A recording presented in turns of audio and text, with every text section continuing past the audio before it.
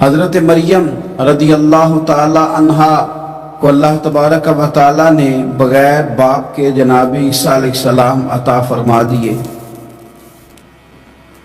اب اس بات کو جب لوگوں کے سامنے پیش کیا جائے گا، لوگ کیا رائے دیں گے، یہ بھی تو ایک مشکل کام ہے نا۔ وہ خاتون، وہ پاک باز عورت جس نے اپنی زندگی کے سارے اوقات ہی اللہ کے گھر مسجد میں گزارے، جس کی ماں پاک ہے، باپ پاک ہے، خاندان پاک ہے، اس خاتون کو بغیر باپ کے جب گود میں بچہ لے کے لوگوں کے سامنے جانا ہے تو کن رویوں کا سامنا کرنا ہے، یہ آپ سمجھ سکتے ہیں۔ کسی شاعر نے کہا تھا کہ الجھے الجھے بکھرے بکھرے روز و شب دیکھے گا کون، لوگ تیرا جرم دیکھیں گے سبب دیکھے گا کون۔ لوگ تو ظاہری حالات کو دیکھتے ہیں، فیصلہ کر دیتے ہیں سبب کیا ہوا تھا، وجہ کیا بنی تھی، تصویر کا دوسرا رخ کیا، اس پر تو غور ہی کوئی نہیں کرتا۔ اور پھر مخلوق تو فنکار ہے اس درجہ کے پل بھر میں، سنگے درے کعبہ سے بھی اسنام تراشے، تم کون ہو کیا چیز ہے داغ کبابی۔ لوگوں نے تو مریم پہ بھی الزام تراشے، بڑے بڑے باعزت باوقار لوگ، اور ذرا سا کہیں کوئی نقطہ لوگوں کو نظر آتا ہے تو لوگ اس نقطے کو بہت بڑا قصہ بنا لیتے ہیں، بہت زیادہ داستان سرائی کرتے ہیں، نیک لوگوں کو بڑی تکلیف پہنچاتے ہیں۔ لیکن اگر وہ شخص سچا ہے اور اپنے رب کی بارگاہ میں وہ صاف ہے تو پھر اسے زیادہ وضاحتیں دینے کی ضرورت بھی نہیں، اور ویسے بھی جب لوگ بہت زیادہ مخالفت کر رہے ہوں تو وضاحتیں دینا کام بھی نہیں آتا، اس وقت صفائی دے کے انسان مزید الجھتا چلا جاتا ہے۔ حضرت مریم کی گود میں جناب عیسیٰ علیہ السلام تشریف لے آئے تو جناب مریم کو حکم تھا کہ آپ نے بولنا ہی نہیں، آپ نے بات ہی نہیں کرنی، آپ خاموش رہیں۔ وہ خاموش ہیں، بچہ پنگوڑے میں ہے، قوم کے سامنے ہے تو قوم بڑے سخت نظروں سے دیکھتی ہے، بڑے سخت جملے کہتی ہے، اور انہوں نے کہا کہ مریم یہ بچہ کہاں سے آ گیا، آپ بھی نیک، آپ کا باپ بھی نیک۔ تو جناب مریم نے کیا کہا، قرآن مجید سورہ مریم کی آیت نمبر 29 دیکھیے، فَأَشَارَتْ إِلَيْهِ، تو جناب مریم نے نا پنگوڑے کی طرف اشارہ کیا، جناب عیسیٰ کی طرف اشارہ کیا، توجہ ادھر کی، فَأَشَارَتْ إِلَيْهِ، بچے کی طرف اشارہ کیا، گویا اس سے پوچھ لے تو قوم کیا کہتی ہے۔ انہوں نے کہا قَالُوا كَيْفَ نُكَلِّمُ مَنْ كَانَ فِي الْمَهْدِ صَبِيًّا، یہ کیسے بات کرے گا، یہ تو پنگوڑے میں بچہ ہے۔ پنگوڑے میں بچے بھی کبھی بولے ہیں، وہ بولتے ہیں بھائی پر جب رب چاہے، اور جب اللہ اپنے بندوں کو صاف کرنا چاہے، اور جب رب اپنے بندوں کی عزتوں کا محافظ بنے تو بچے پنگوڑوں میں بھی بولتے ہیں۔ جناب یوسف کے لیے بھی بولا تھا، جناب عیسیٰ بھی پنگوڑے میں بولے تھے، جناب جریج کے لیے بھی بولا تھا، بچے بولتے ہیں لیکن کب، جب رب چاہے۔ کیسے بولے گا، یہ تو پنگوڑے میں ہے۔ لیکن جب انہوں نے دیکھا نا بچے کی جانب، آپ نے منہ سے نہیں کہا، وہاں تو حکم تھا چپ رہنا ہے، وہ خاموش تھی، پنگوڑے کی طرف اشارہ کر کے کہا اس سے پوچھ لو جو پنگوڑے میں ہے۔ تو جناب عیسیٰ پنگوڑے سے بولے اور سیدھے ہاتھ کے اشارے کر کر کے بولے، کیا کہتے ہیں، فرمانے لگے قال انی عبد اللہ۔ عیسائیوں نے کل کلا کو کہنا تھا نا وہ اللہ کے بیٹے ہیں، تو انہیں بات ہی یہاں سے شروع کی، کہنے لگے لوگوں سنو میں اللہ کا بندہ ہوں۔ بات شروع یہاں سے کی، جو کل بات ہونی تھی آج اس کا اظہار کیا، کہنے لگے انی عبد اللہ، میں اللہ کا بندہ ہوں، آتانی الکتاب، مجھے کتاب دی گئی ہے، وَجَعَلَنِي نَبِيًّا، اور رب نے مجھے نبی بنا کے بھیجا ہے۔ 10 منٹ پہلے جناب مریم کے بارے میں رائے لوگوں کی اور تھی، اور 10 منٹ کے بعد اور تھی، 5 منٹ پہلے باتیں اور تھیں اور 5 منٹ کے بعد باتیں اور تھیں۔ جب رب بندوبست کر دے، جب اللہ اہتمام کر دے، میرے بھائی ضروری تو نہیں کہ ہم پریشان ہی رہیں کہ یار یہ کام میں نے کیا نہیں، میرے کھاتے ڈال دیا گیا، یار اس جرم کا میں مجرم ہی نہیں اور میرے منہ پہ سیاہی ملنے کی کوشش کی جا رہی، یہ میرا کھاتا ہی نہیں اور لوگ مجھے تکلیف دے رہے ہیں۔ ضروری نہیں کہ آپ ہی وضاحت کریں، میرا رب بھی بندوبست فرما دیا کرتا ہے۔ اور جو اہتمام اللہ کرتا ہے نا، جو بندوبست رب کرتا ہے، آزمائش آ جاتی ہے، بڑے بڑوں پہ آ جاتی ہے، لیکن بعض اوقات بڑی تکلیف ہوتی ہے جب اس بندے کو لوگ کٹہرے میں کھڑا کر دیں جس کا جرم ہی کوئی نہیں، اس شخص سے لوگ سوال جواب شروع کر دیں جس بیچارے کے خیال میں بھی وہ بات نہیں، پھر وہاں وضاحت دینا، نہ کردہ گناہوں کی وضاحت دینا، یہ بڑا بوجھ بنتا ہے، بڑی تکلیف ہوتی، اور لوگ کرتے ہیں یہ کام۔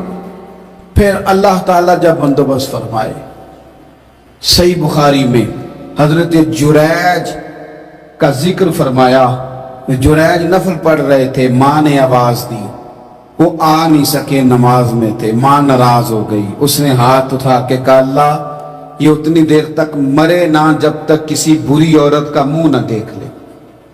کسی اور کی دعا کے لیے سند نہیں ہے کہ وہ تیرے حق میں ضرور قبول ہوگی، لیکن ماں باپ کی دعا کے لیے میرے نبی پاک نے سند بیان کی ہے۔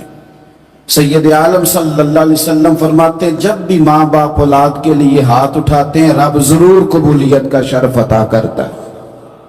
تو جہاں سند موجود ہے نا، کچھ افتتاح باجی سے بھی کرا لینے چاہیے، کچھ کام شروع کرنے سے پہلے صرف اماں سے ہی دعا کرا لینی چاہیے، یہ والا افتتاح بھی بڑے کام کا ہے کیونکہ یہاں سند بیان کر دیا میرے نبی کریم۔ تو جناب جریج کی ماں ناراض ہو گئی، کہنے لگی اللہ اس نے میری بات نہیں سنی، اب تھے تو وہ نیک، لیکن رب کریم کی حکمت کا تقاضا ہے، ماں کی دعا کو بھی قبول کرنا تھا، اللہ نے آزمائش میں مبتلا کر دیا۔ والدہ تو چلی گئی، وہ ایک خیمے میں، ایک کٹیا میں، ایک جھونپڑی میں عبادت کرتے تھے، اللہ کو یاد کرتے تھے، رب رب کرتے تھے، اور لوگ ان کی بڑی تعریف بھی کرتے تھے، لوگ ان کے ارادت مند بھی تھے، عقیدت مند بھی تھے، اہل محبت بھی تھے۔ ایک عورت آ گئی، بس وہ اللہ کی حکمت پوری ہونی تھی، اس نے آ کے پہلے تو انہیں اپنی طرف مائل کرنا چاہا، جب نہ مائل ہوئے تو الزام لگا دیا۔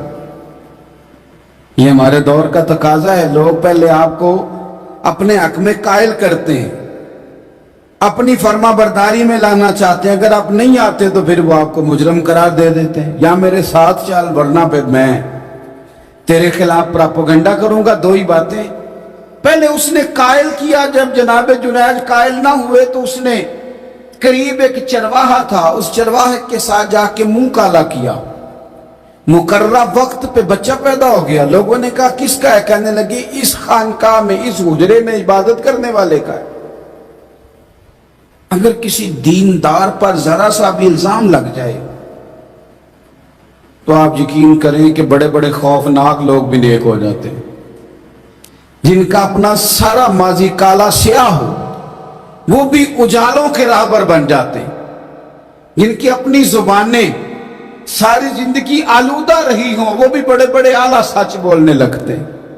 اعلیٰ کچے میرے مکان کی دیوار کیا گری، لوگوں نے تو میرے صحن میں رستے ہی بنا لیے۔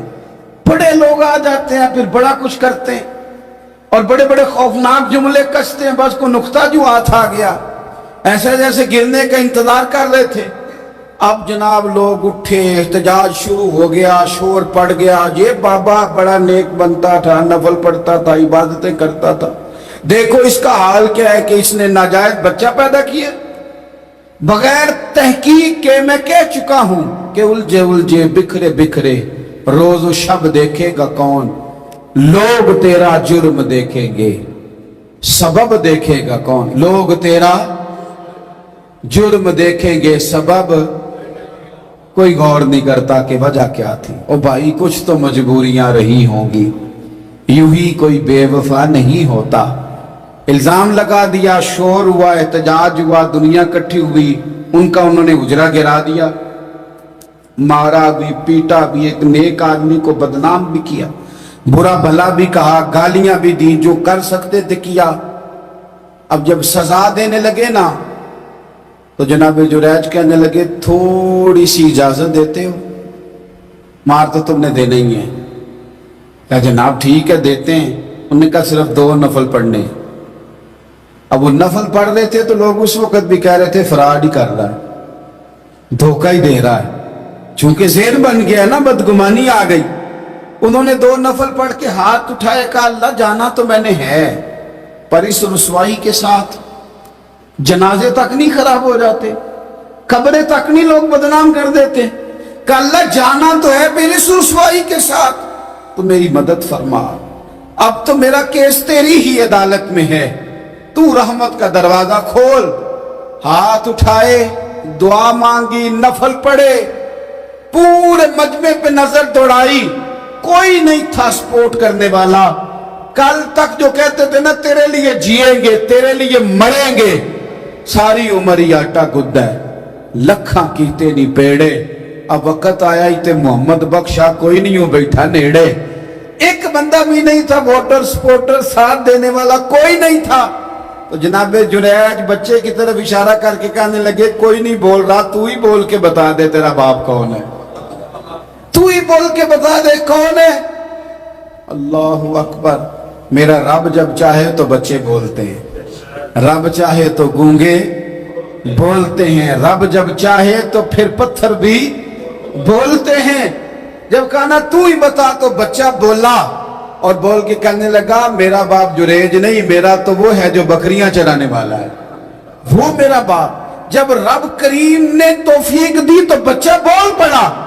जब रब बंदोबस्त करता है किसी की इज्जत की हिफाजत का तो फिर कोई उसे रुसवा कर सकता। याद रखना, जब रब मुहाफिज हो तो फिर लोगों का प्रोपेगेंडा वहां कुछ कर सकता। लोग कई दफा बड़ा गहरा जाल बुनते, साजिश का रंग बड़ा गहरा होता है, आम सादे आदमी उसको समझ नहीं पाते, उस प्रोपेगेंडे का हिस्सा हो जाते, उन्हें पता ही नहीं चलता ये बात दरअसल क्या की जा रही है।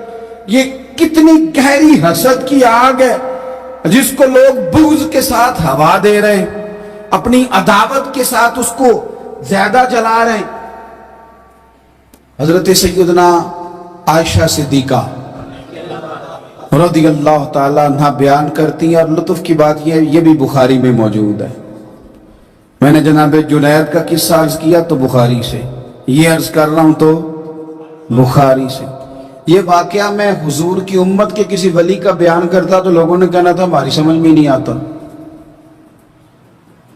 बाद लोगों का ख्याल है कि दाता साहब की करामत भी नबी पाक की बयान करें।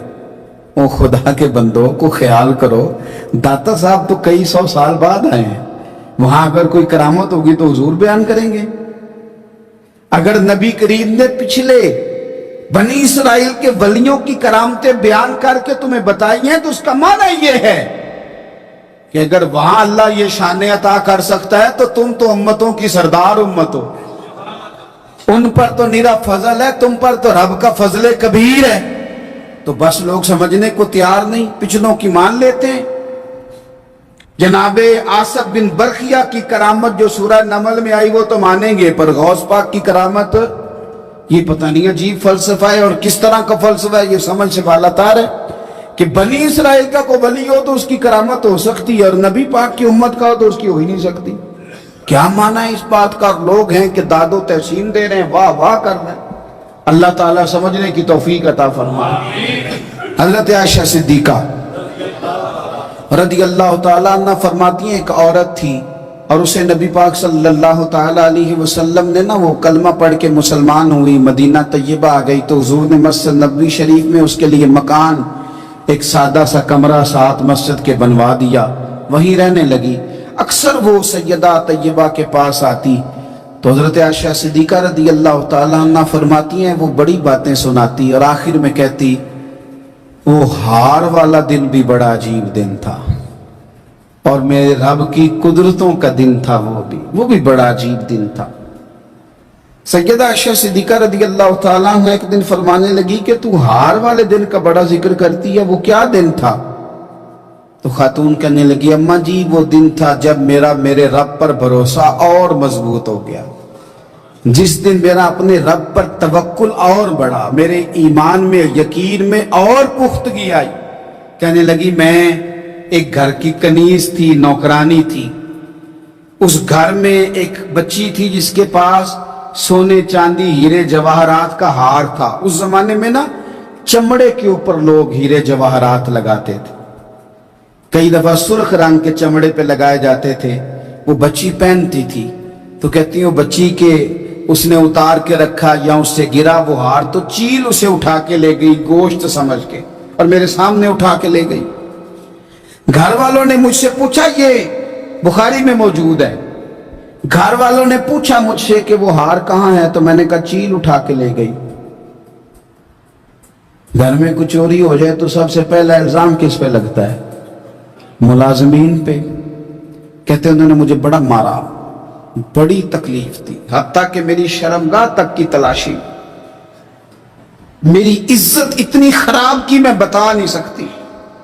میں نے اپنی زندگی میں ایک واقعہ دیکھا، ایک امیر گھر میں چوری ہو گئی، ملازم کو اتنا مارا کہ وہ چارپائی پہ پڑ گیا۔ پولیس والوں سے اتنی مار پروائی گئی کہ وہ بیچارہ چارپائی پہ پڑ گیا، اور پھر وہ اتنا بیمار ہوا، کچھ دنوں کے بعد پتہ چل گیا کہ چور تو اپنا بیٹا ہے ان کا۔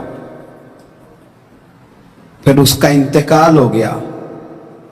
اب وہ سیٹھ صاحب اور گھر والے آ کے نا مرنے والے کے کان میں معافیاں مانگ رہے ہیں، کان میں۔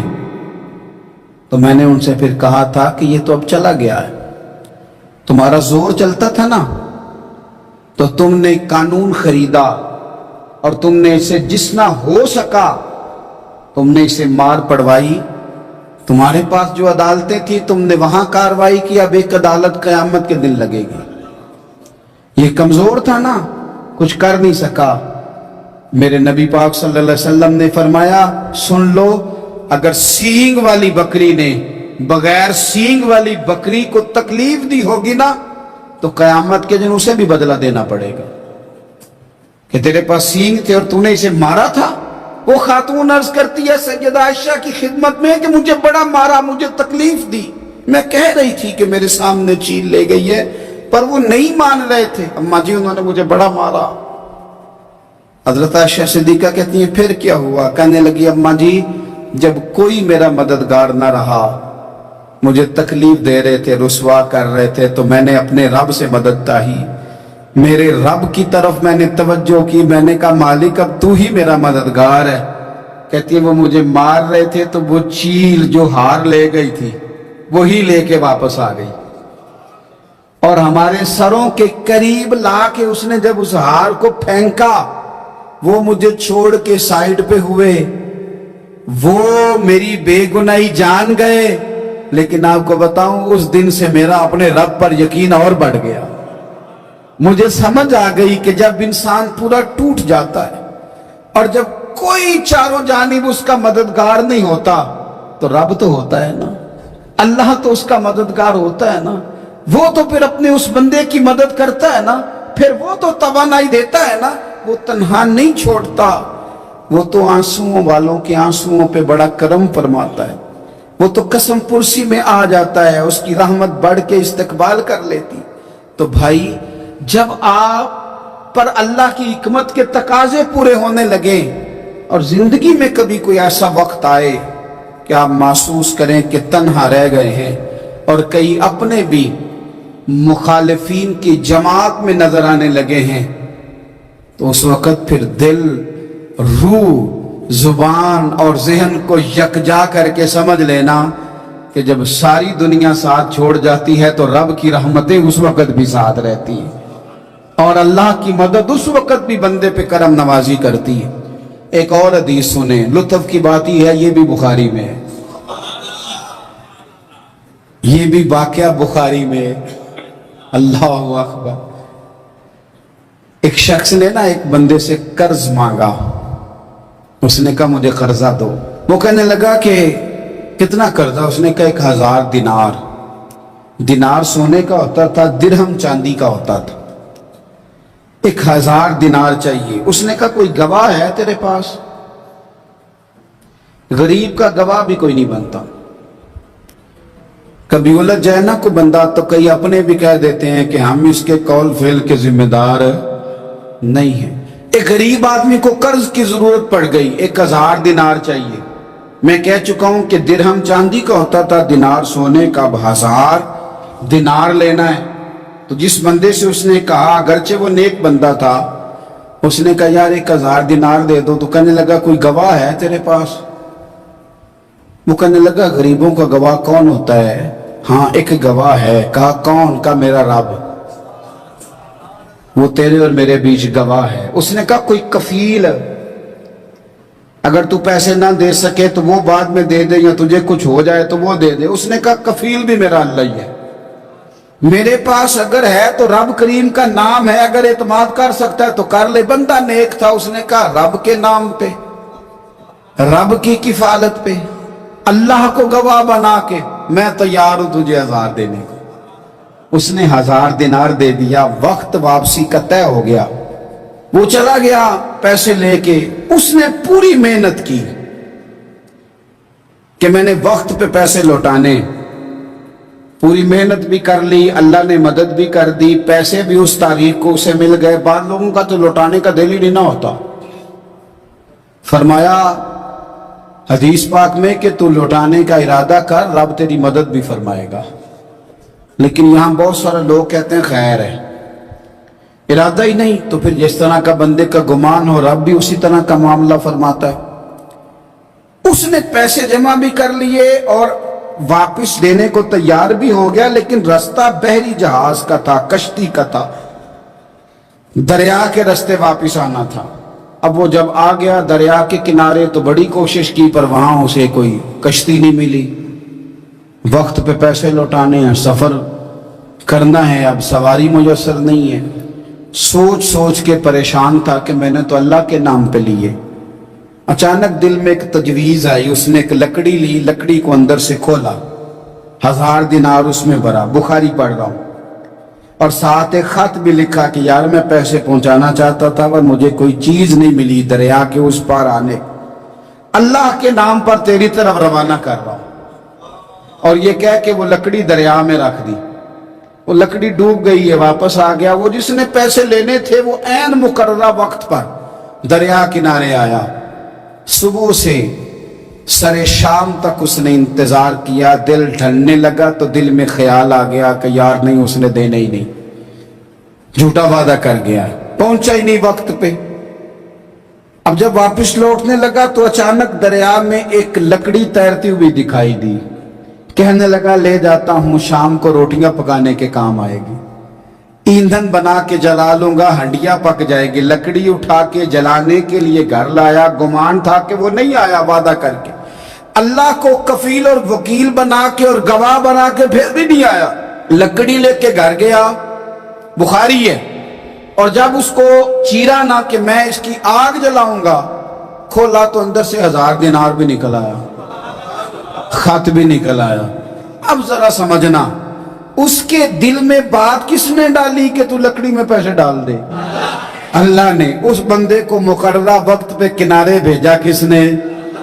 لکڑی صرف اسی کے ہاتھ آئی تو یہ بندوبست کیا کس نے؟ اللہ نے. گھر جا کے چیری تو پیسے بحفاظت اس تک پہنچائے کس نے؟ تو پھر ہمیں بھی توجہ اللہ کی جانب ہی کرنی چاہیے. ہمارے پہ دل کی توجہ رب کی طرف ہی ہونی چاہیے نا. ہمیں ادھر ادھر جانے کی، دیکھنے کی، بندوں پر غور کرنے کی ضرورت کیا ہے؟